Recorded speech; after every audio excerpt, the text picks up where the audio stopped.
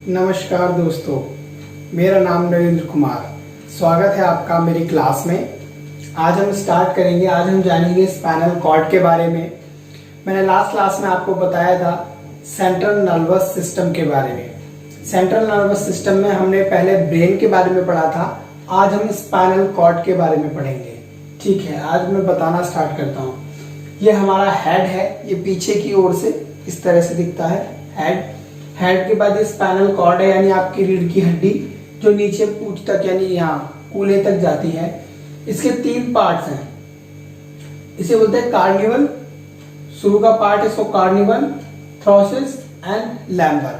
अब ये जो रीढ़ की हड्डी जो पीछे की ओर से दिख रही है ये सीधी दिख रही है, लेकिन अगर हम इसे साइड से देखेंगे तो इसमें कर्व्स हैं। ठीक है, सबसे ऊपर वाले कर्व, ये आप गर्दन पे ये हाथ लगाएंगे तो इस तरीके से घुमा हुआ है। ठीक है, सबसे ऊपर वाले कर्व को बोलते हैं सर्वाइकल कर्व। जो सर्वाइकल नाम की बीमारी होती है दर्द की, वो यहीं से होती है।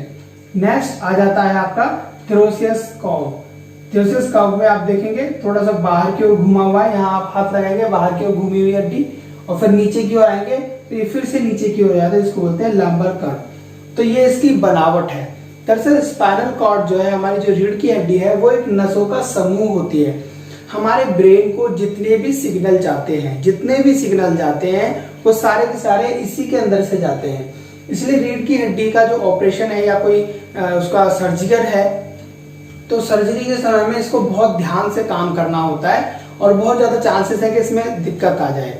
अगर इसमें कोई छोटी मोटी चोट लग जाए तो उसकी वजह से हमें खड़े होने तक में दिक्कत होती है और हमारे ब्रेन को किसी भी तरह के सिग्नल नहीं पहुंचते हैं।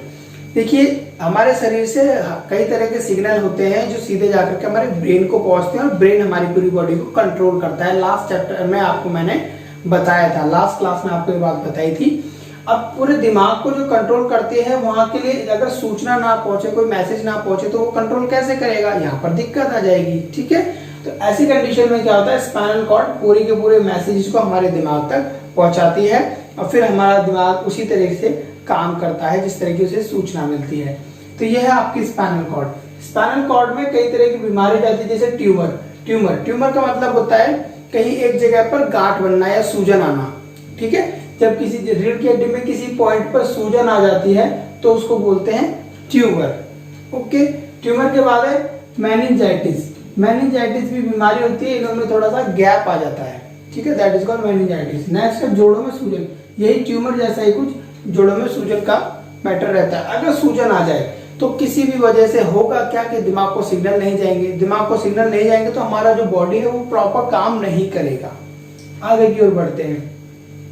स्पाइनल कॉर्ड के बाद हम आज बात करेंगे स्केलेटन सिस्टम के बारे में। हमारी पूरी बॉडी हड्डियों के ऊपर टिकी हुई है। हमारा पूरा जो शरीर है वो हड्डियों के ढांचा है और उस ढांचे पर पूरी बॉडी शरीर टिका हुआ है। अगर स्केलेटन अगर प्रॉपर ना हो तो हमारी बॉडी में हम मूव नहीं कर पाएंगे, चल फिर नहीं पाएंगे और साथ ही साथ हमारी पूरी बॉडी का स्ट्रक्चर बैलेंस नहीं हो पाएगा। ठीक है, लास्ट टाइम मैंने आपको बताया था ब्रेन की क्लास में कि हमारी बॉडी का बैलेंस कैसे होता है। आगे की ओर बढ़ते हैं, क्यों हम इतनी देर तक लगातार खड़े रह पाते हैं, चल पाते हैं, और लास्ट क्लास में आपको जानने को मिल जाएगा, जो अभी मैंने लास्ट क्लास पढ़ाई थी ब्रेन के बारे में।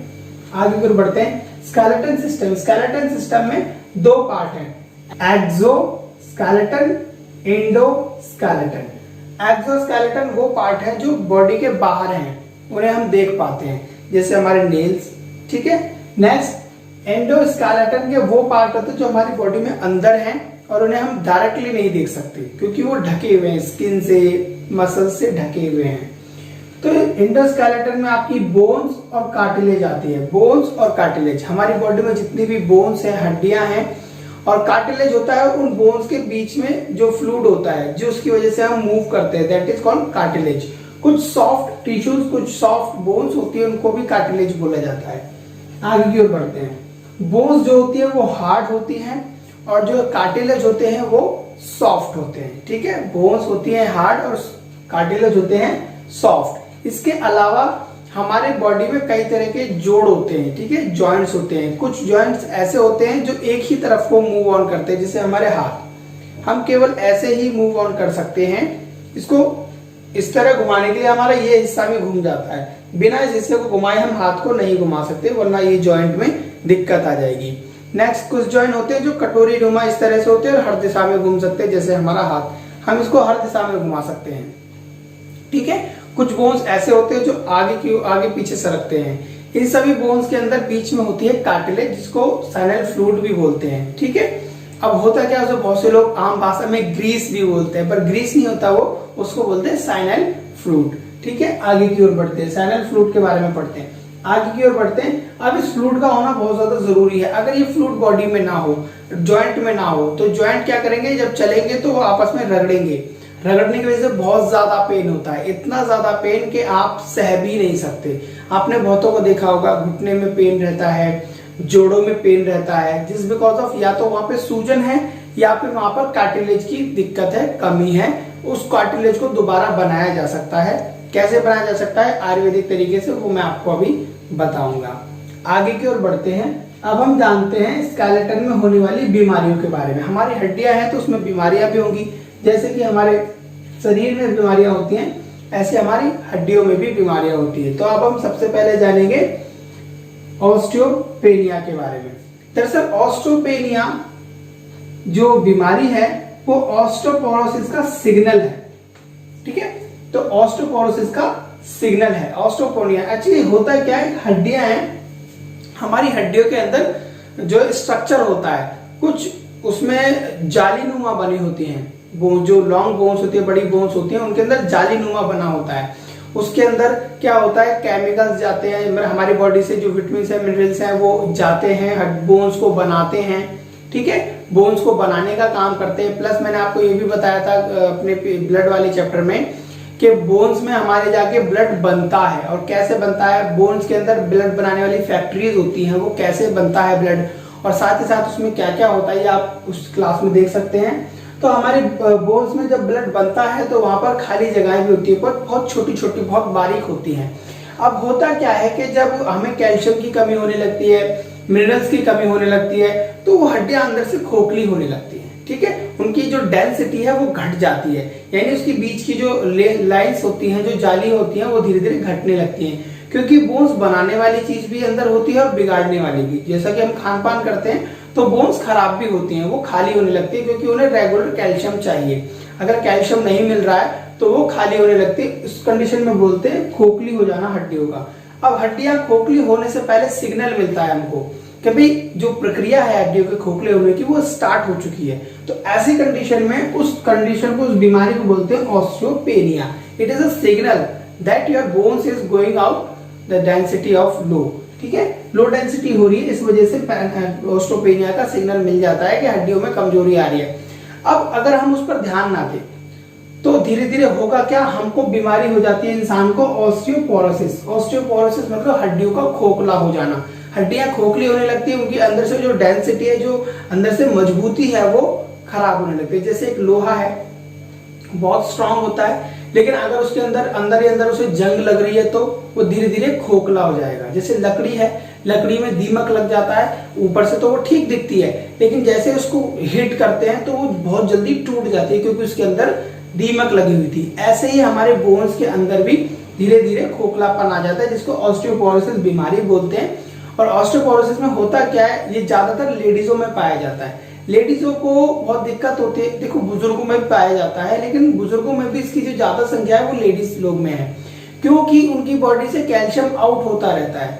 यू नो वेरी वेल, इन बारे में आप जानते होंगे कि उनकी बॉडी से धीरे धीरे कैल्शियम आउट होता है। आपने काफी एड्स देखे होंगे कि कैल्शियम लो, कैल्शियम लो, कैल्शियम लो। उनको कैल्शियम की बहुत ज्यादा जरूरत भी होती है। क्यों, लेडीज लोग जो बेबी को जन्म देते हैं तो उस कंडीशन में उनकी बॉडी से बहुत सारा कैल्शियम आउट होता है, तो शरीर में कैल्शियम की और खून की कमी लेडीज में अक्सर मिलती है। तो ऐसी कंडीशन में क्या होता है, हड्डियां खोखली होने से बहुत जल्दी फ्रैक्चर हो जाता है। छोटी सी चोट लगी और फ्रैक्चर हो गया। ठीक है, ये कंडीशन इंसान की जिंदगी में पैदा हो जाती है अगर वो ऑस्टियोपोरोसिस की उसकी बीमारी है।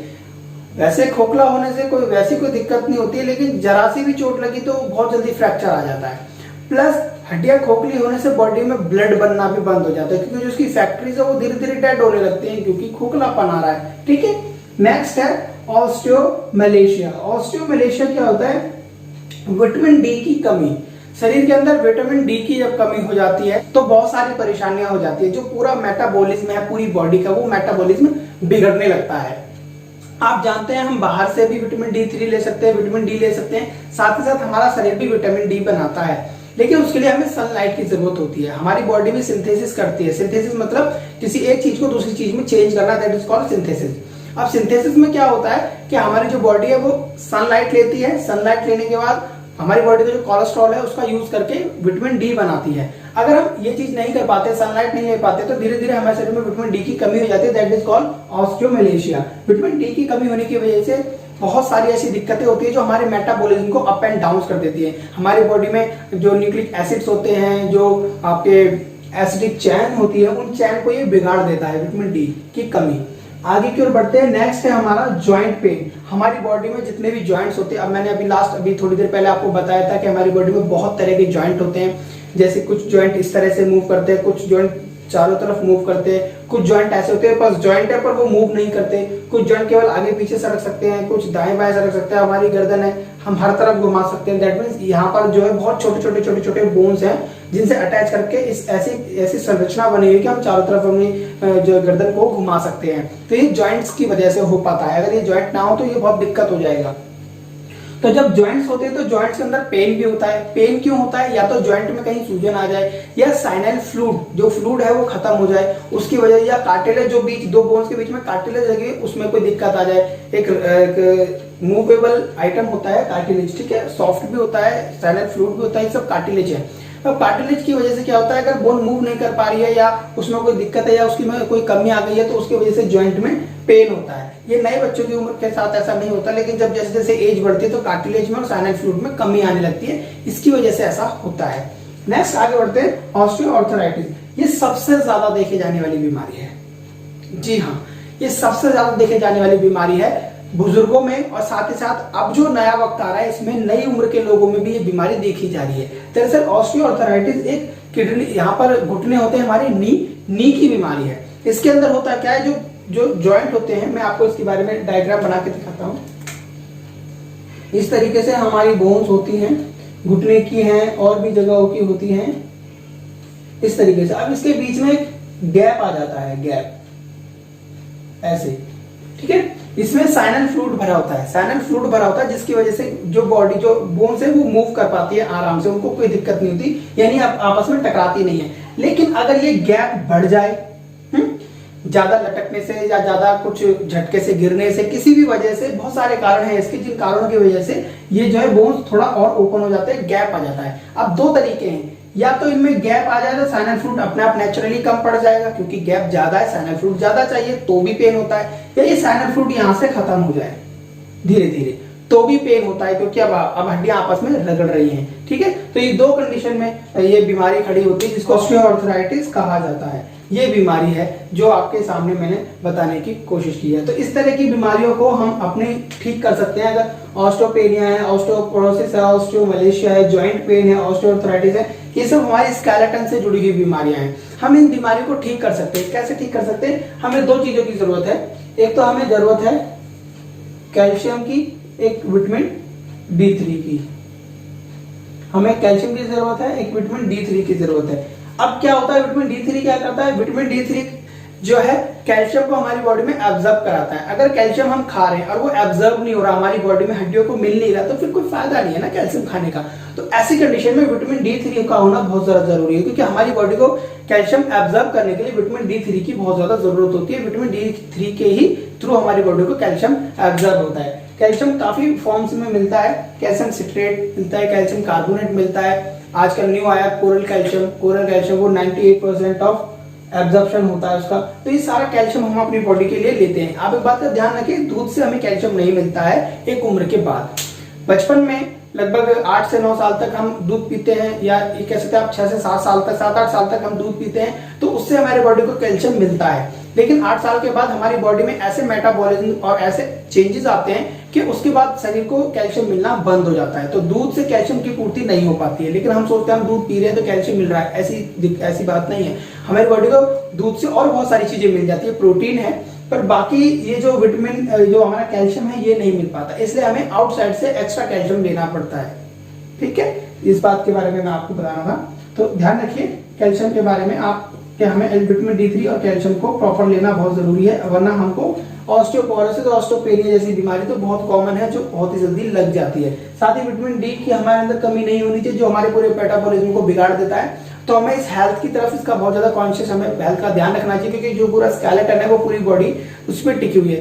क्या हो अगर कि हम कहीं जाएं और थोड़ी सी गिरे और कोई चोट लगे और जरा सी देर में फ्रैक्चर आ जाए, क्योंकि एक बार आया हुआ फ्रैक्चर आपको बहुत जिंदगी भर परेशान करेगा, क्योंकि एक बार जॉइंट आ गया तो फिर उस जॉइंट का कोई इलाज नहीं है। एक बार गलती से चोट लगी, वो टूट गया तो वो लॉन्ग टाइम आपको परेशान करेगा।